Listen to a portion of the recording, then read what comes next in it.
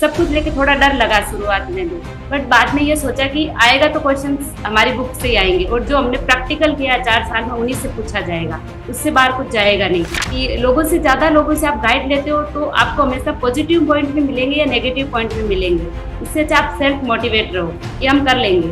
वैसे ही 9 बजे वहाँ एग्ज़ाम शुरू हुआ, तो 12 बजे तक बस उस एग्ज़ाम में मुझे यही लगा कि मैं नॉर्मल एग्ज़ाम दे रही हूँ। वो ऐसे नहीं था कि नोट सेट है मेरा या कुछ गलत हो जाएगा सही हो जाएगा, फ्री माइंड एकदम, डर नहीं लगा इस बार एग्ज़ाम दे।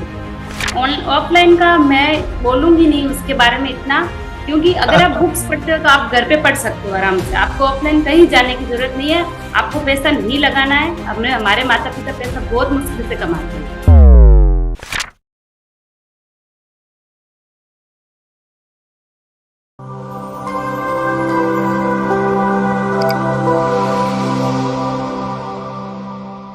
नमस्कार, एक बार फिर से आप सभी साथियों का हार्दिक स्वागत, अभिनंदन टीएनसी की इस ऑनलाइन प्लेटफॉर्म में। और आज हमारे साथ है बहुत ही शानदार रैंकर्स जिन्होंने ली है पहली बार में सफलता, यानी फ्रेशर्स होने के साथ साथ बहुत ही 2 बड़े बड़े सिलेक्शंस और अपने डेस्टिनेशन को हासिल किया है। तो सबसे पहले तो बहुत बहुत बधाई और शुभकामनाएं श्वेता जी को।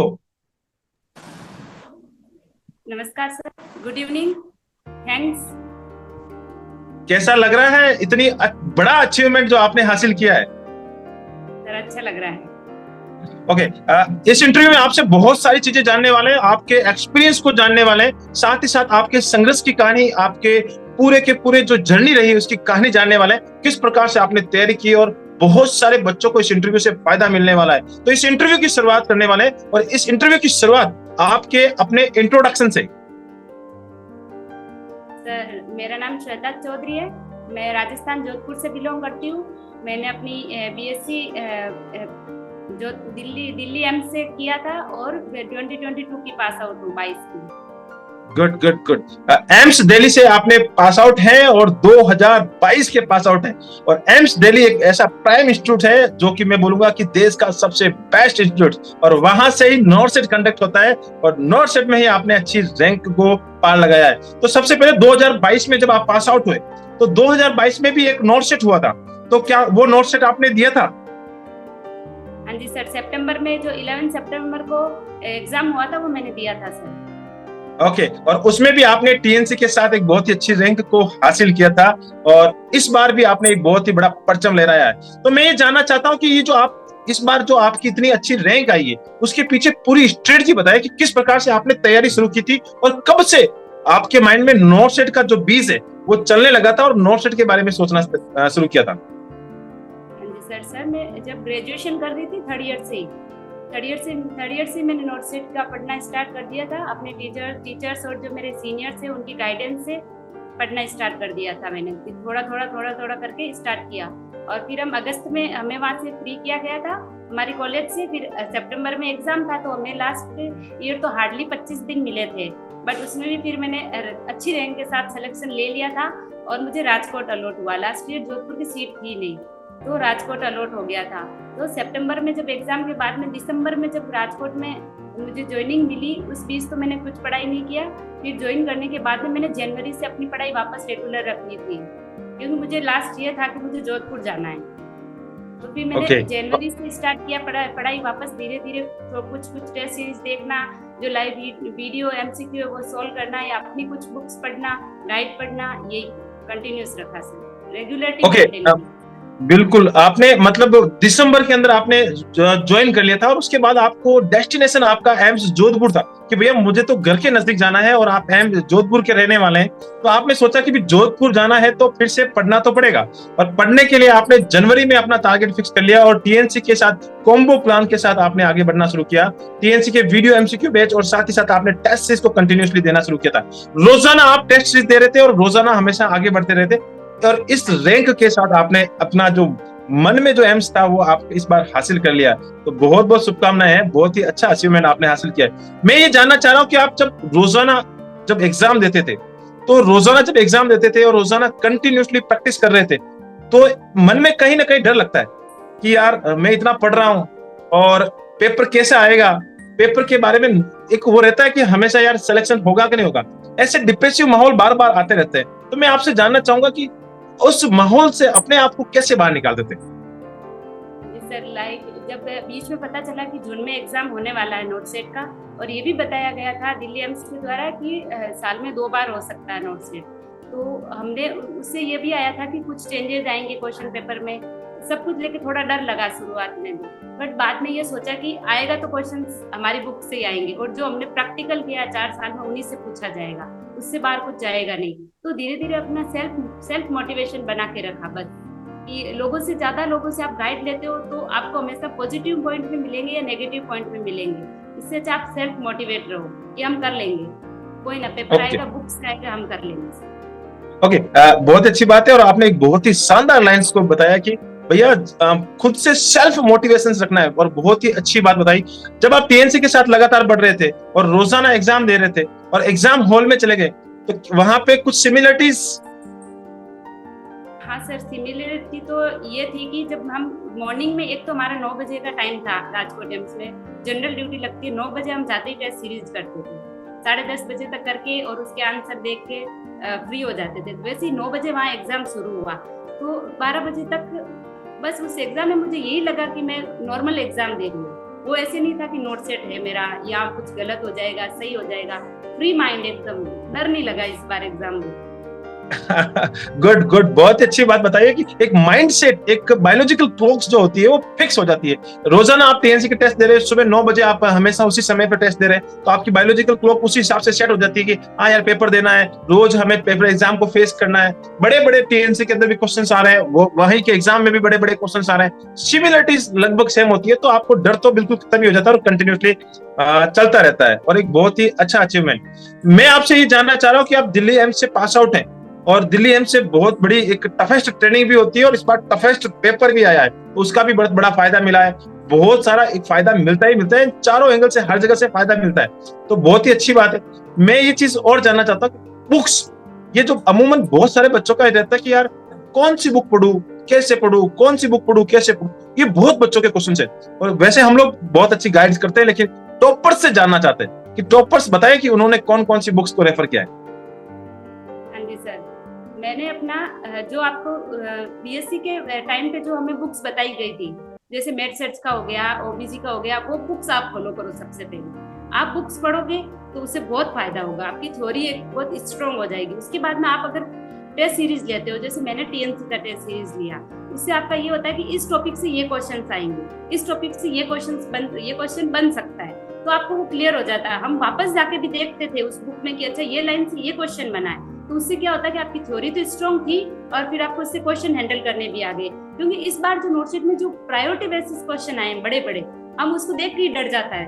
जब एग्जाम में जब बैठता है ना पर्सन, तो उससे डर लगता है उसको कि ये क्वेश्चन मैं कब पढ़ूंगा, तो वो नहीं होता है। अगर आप थ्योरी स्ट्रॉन्ग रखोगे, बुक्स पढ़ो आप थ्योरी के लिए, तो ये बहुत ही शानदार बात बताइए। मैं एक चीज और क्लियर कर देना चाहता हूँ, यहाँ पे बहुत सारे व्यूअर्स ऐसे भी होते हैं, कुछ लोग सोचते हैं कि यार ऑफलाइन के अंदर जाके कोचिंग करना अनिवार्य है। क्या आपको भी ऐसा लगता है कि हाँ यार ऑफलाइन के अंदर बैठ के कोचिंग की जाए और फिर ही एम्स नोट सेट निकल सकता है? क्योंकि आपने तो वैसे ऐसी चीज कुछ की नहीं है, ऑनलाइन से ही सब कुछ परचम ले रहा है, तो इसके बारे में कुछ प्रकाश डालिए। ऑफलाइन का मैं बोलूंगी नहीं उसके बारे में इतना, क्योंकि अगर आप बुक्स पढ़ते हो तो आप घर पे पढ़ सकते हो आराम से, आपको ऑफलाइन कहीं जाने की जरूरत नहीं है, आपको पैसा नहीं लगाना है।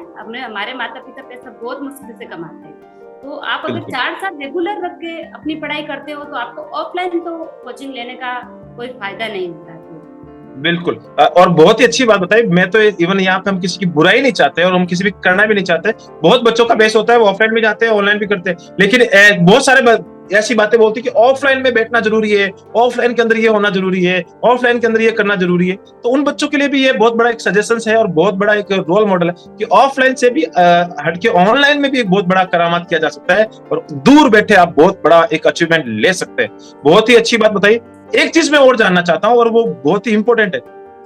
लोग बोलते हैं कि हम एग्जाम हॉल से बाहर देख के आए और मुझे लगा कि हाँ ऐसा होने वाला, ऐसा होने वाला। तो एग्जाम हॉल में जब आप एग्जाम का जो प्रेशर होता है कि हाँ यार अब तो एग्जाम में प्रेशर में आते हुए क्वेश्चन गलत हो जाते हैं, तो ऐसा प्रेशर में आपके भी कुछ हुआ है कि आते हुए क्वेश्चन ही स्किप हो गए? हाँ सर, ये तो हर किसी के साथ होता है। हम भी नॉर्मल क्वेश्चन भी गलत करके आए हैं, जिसमें आंसर हमें साफ दिख रहा है फिर भी गलत करके आए हैं। होता है वो, आप एग्जाम में बैठोगे आपको नॉर्मल चीजें भी गलत होगी आपकी, और आपके ऐसे क्वेश्चन भी ठीक होंगे जिनका आप सोच भी नहीं सकते हो कि हाँ मैं ये क्वेश्चन ओके भी सही कर सकती हूँ। तो दोनों चीजें होती है। ओके, आंकड़ा सिमिलर हो जाता है, जहां गलतियां भी होती है तो वहां पे ऐसे क्वेश्चंस होते हैं जहां पे बिल्कुल सही भी होते हैं। मैं आपसे जानना चाहता हूं कि इस नोट सेट में जो आपने 4.0 एक टफेस्ट एग्जाम के रूप में माना गया है, और अभी तक कंपैरिजन करें तो ये टफेस्ट माना भी गया है और रिजल्ट भी इसका बोल रहा है, तो आप मुझे बताएं कि इसमें आपने कितने क्वेश्चंस अटेंड किए थे? सर मैंने एक्चुअली पेपर 3 राउंड में अटेंड किया। फर्स्ट राउंड किया मैंने, फर्स्ट राउंड में मैंने बस जो छोटे छोटे क्वेश्चन दिख रहे थे ना मुझे, मैंने वही अटेंड किए। पहले में वो अटेंड किया तो मेरा लगभग 135 के अराउंड क्वेश्चन हो गए। फिर भी मैंने थोड़ा अपने को रखा कि हाँ ठीक है, एक लेवल तक हमने एक 135 क्वेश्चन अटेंड कर दिए तो एक लेवल तक आ गए। उसके बाद में मैंने सेकेंड राउंड में वो अटेंड किए जो मुझे आ ही रहे थे, जो बड़े बड़े क्वेश्चन थे जो मैंने पहले स्किप कर दिए। ऐसे करके मैं 160 तक चली गई। उसके बाद में ये था कि अब रैंक लानी है, सिलेक्शन तो हो रखा है, राजकोट में हो रखा है, अच्छी जगह है, पास में भी है घर के, तो कोई प्रॉब्लम नहीं, बट अब रैंक लेके आनी पड़ेगी। तो रैंक के लिए फिर मैंने रिस्क लिया। 180 क्वेश्चन मैंने फिर अटेंड किए सर। बहुत ही अच्छी बात और बहुत ही शानदार, नपा तुला और पहले से अपने माइंड को ऐसा सेटअप करना कि भैया 160 तक तो पहुंच गया, मैं टीएनसी के पेपर रोजाना दे रही हूँ और वहां पे मेरी अच्छी रैंक भी आ रही है, लगातार कंटिन्यूसली चल रहा है, अब रिस्क ली जाए और रिस्क लेने का जो नतीजा है वो रैंकर्स बनने का नतीजा मिलता है। तो आपने वहां पे जो रोजाना आपका अनकॉन्शियस माइंड से जो आप प्रैक्टिस कर रहे थे कंटिन्यूसली, और वहां पे आपका जो 20 क्वेश्चन जो आपने किए थे वो बहुत ही अच्छे फायदा दे गए और आप बहुत ही अच्छी रैंक को हासिल कर गए, बहुत ही खुशी की बात है। अब मैं आपसे ऐसे ऐसे क्वेश्चंस पूछने वाला हूं और यूनिक क्वेश्चंस आपसे पूछने वाला हूं, बहुत सारे यूनिक क्वेश्चंस है क्योंकि आप फ्रेशर्स हैं और इस एग्जाम में देखा गया कि फ्रेशर्स का निकालना बहुत ही टफेस्ट, जो कि लेटेस्ट पास आउट हो और निकाल ले, और वो इतने दो एग्जाम निकाले, बहुत ही बड़ा ये कठिन है, और इसमें तो एक्सपीरियंस वाला बंदे ने ही सबसे ज्यादा की बार क्वालिफाई किया है। तो मैं आपसे जानना चाहूंगा कि ये सारी चीजें कंटिन्यूसली आप जब मेहनत करते हैं और ये सब जो आपने 4 साल की जो जर्नी पास की है उसका भी बेनिफिट यहाँ पे मिला है? हाँ सर, मैं अपना जो ग्रेजुएशन मेरा जिस जगह से हुआ है मुझे उसका बहुत बहुत बहुत फायदा हुआ है, क्योंकि जो प्रैक्टिकल क्वेश्चंस बनते हैं एम्स दिल्ली जो बनाएगा वो तो चीजें हमने देख रखी थी, वो हमने कर रखा था पूरा ट्रेनिंग के टाइम पे, तो डर नहीं लगा ऐसा। और फिर ये था कि जब हम टीएनसी की टेस्ट सीरीज ज्वाइन किया, हम क्वेश्चंस करते थे तो जो नॉर्मल क्वेश्चन होते वो गलत होते थे और जो बड़े बड़े क्वेश्चन होते उसको हम दिमाग लगा के पढ़ते वो सही हो जाते थे। तो उससे ये थिंकिंग का लेवल मैच कर रहा था, क्योंकि पेपर टीएनसी की जो टीम है एक्सपर्ट्स की टीम बना रही है और साथ ही साथ आपने ऐसे ही एम्स जैसे इंस्टीट्यूट में काम किया, तो दोनों का थिंकिंग जब मैच करता है तो बिल्कुल बहुत ही अच्छा एक अचीवमेंट आता है। सबसे लास्ट में मेरा एक इंपॉर्टेंट क्वेश्चन मैं आपसे पूछना चाहता हूँ और एक बहुत ही बड़ा बिगेस्ट क्वेश्चन रहने वाला। इस बिगेस्ट क्वेश्चन का मतलब यह है कि आप अपनी तरफ से उन बच्चों को क्या सजेशन देना चाहेंगी कि आपसे अच्छी रैंक लेके आए? हाँ सर, मैं ये बोलना चाहूंगी कि एक तो आप अपना जो सर्कल रखते हो पढ़ाई के टाइम पे, जैसे अभी फ्रेशर्स है वो जो पास होते जो इस नोट सेट में नहीं कर पाए, उनसे मेरा एक ही सजेशन है कि आप अपना जो सर्कल है पढ़ाई का वो मिनिमम रखो, या 3 जने बनो या 4 जने, बस आप 15-20 के साथ जाके क्वेश्चन डिस्कस करते हो तो ये कोई फायदे वाली बात नहीं होती है। उसमें ऐसा होता है कि एक जना कुछ और बोलेगा, एक जना कुछ और बोलेगा, तो उससे बच के रहना चाहिए। क्यों, ये जो टाइम पीरियड जो होता है एग्जाम अब अगर सितंबर में होता है तो आपके पास करीबन 1-1.5 महीना बचा है। उसमें अगर आप 2-3 जने मिलके उसका एक ग्रुप बना लो, उसमें आप पढ़ाई करो, उस पर आप विश्वास भी रखो सामने वाले पे कि हाँ ये सही बता रहा है, आप भी उनके साथ अच्छे से इन्वॉल्व हो। क्योंकि मोस्टली मैंने ये देखा है कि एक प्रॉब्लम होती है गर्ल्स में, तो ये मोस्टली प्रॉब्लम मैंने देखी है कि वो लोग इतना जल्दी से डिस्कस नहीं करते हैं किसी चीज को लेके। ये मैंने प्रॉब्लम देखा है सर। लाइक मुझे जो चीज आ रही मैं छुपा लेती हूँ, आगे वाला अगर पूछ भी रहा है तो भी नहीं बताऊंगी, तो ये गर्ल्स में थोड़ा प्रॉब्लम होता है, बट इसको नहीं करना है। आप अपनी सीट लोगे, वो अपनी सीट लेगी, तो एक अच्छा सा एनवायरनमेंट हेल्दी रखो। मेरा बिल्कुल। एक ही और एक कहना है, इन्वायरमेंट। बहुत बहुत ही सजेशंस पे मेरा थोड़ा सा एक चीज और भी बताना चाहूंगा कि बच्चे बहुत सारे मेरे व्हाट्सएप ग्रुप पे मैं भी ऐड रहता हूँ और बहुत सारे बच्चे, और मैं रिप्लाई नहीं कर पाता हूँ क्योंकि मेरे पास इतना समय नहीं होता है। वहां पे देखते हो कि वो ऐसे ऐसे क्वेश्चंस डिस्कशन करते हैं जो कि बिल्कुल कोई लेना देना नहीं होता है, और ऐसे क्वेश्चंस को डिस्कशन करते हैं। वहां पे एक बच्चा क्वेश्चन डाले जा रहा है, 50 बच्चे उस पे a b b b b c c c c अरे डी डी कमेंट करते जा रहे हैं और अपना टाइम को वेस्ट किए जा रहे हैं। उससे माइंड डाइवर्ट ही होता है, उससे फायदा नहीं मिलता है। इससे अच्छा था कि आप एक प्रॉपर वे में प्रॉपर तरीके से अगर तैयारी करेंगे तो 100% सिलेक्शन होता है। और बहुत बच्चे ऐसे होते हैं कि इस तरीके से बहुत सारे ग्रुपों में जुड़ जाते हैं और इस तरीके से करते हैं, तो शायद कहीं ना कहीं अल्टीमेटली उनका नुकसान होता है। इससे अच्छा है कि आपने जो सजेशन दिया है, 2 से 3 लोगों का ग्रुप बनाए, एक फोकस्ड स्टडी रहे और कंटिन्यूसली फोकस करते हुए आगे चले। एक बहुत ही अच्छा सजेशन। आपकी तरफ से और कोई सजेशन जो आपके जूनियर्स हैं उनके लिए? हाँ सर, मेरा यही कहना है कि आप जितना अवॉइड कर सकते हो टेलीग्राम के ग्रुप्स, व्हाट्सएप पे आपको ऐड कर दिया जाता है। मोस्टली एम्स वाले स्टूडेंट को तो सबको ऐड कर देते हैं, बिना पूछे ऐड कर देते हैं। आप उसमें फिर है ना फालतू का ही टाइम वेस्ट करते रहते हो, सब आंसर देते हो, उनका रेशनल भी आपको पता नहीं होता है और वो फायदे वाली बात नहीं है। अगर आप एम्स से ग्रेजुएशन करते हो तो आप वैसे भी 50% तो आपने पेपर क्लियर कर लिया है, इतना आप में सेल्फ कॉन्फिडेंस रहना चाहिए। ये सब एम्स के स्टूडेंट्स बात बोलती हूँ सर। ओके, मैं बहुत ही अच्छी बात आपने जो बताई है उसको मैं एक बार फिर से रिपीट करना चाहूंगा। एम्स के बच्चों के लिए आपने और सारे बच्चों के लिए आपने ये सजेशंस दिया कि भैया 3rd ईयर और 4th ईयर से आप कंटिन्यूसली तैयारी करते रहो, ऐसे ग्रुप से बच्चों जहां पे बिना फालतू का जो कोई मतलब ही नहीं है और वहां पे ऐसे ऐसे डिस्कशंस होते हैं, उनसे बचने की कोशिश करें। प्रॉपर वे में प्रॉपर एक्सपर्ट्स टीम, एम्स की एक्सपर्ट्स टीम के साथ चलने का प्रयास करेंगे तो बहुत ही अच्छा रिजल्ट आएगा। एक बहुत ही शानदार इंटरव्यू और टीएनसी के साथ आपने जो शेयर किया है और अपने जो एक्सपीरियंस और टीएनसी के साथ जो आपने मेहनत की है उसके बहुत बहुत धन्यवाद। आप हमेशा ऐसे ही अपना नाम, साथ ही साथ अपने माता पिता का नाम, जिस धरती से आते हैं उस धरती का नाम, जहां से कर्म भूमि जहां पे आपने राजकोट में काम किया उसका नाम, साथ ही साथ अपने इंस्टीट्यूट एम्स का नाम और एम्स और टीएनसी की टीम का नाम रोशन करते रहे। जय हिंद, जय भारत, वंदे मातरम। Thank you so much.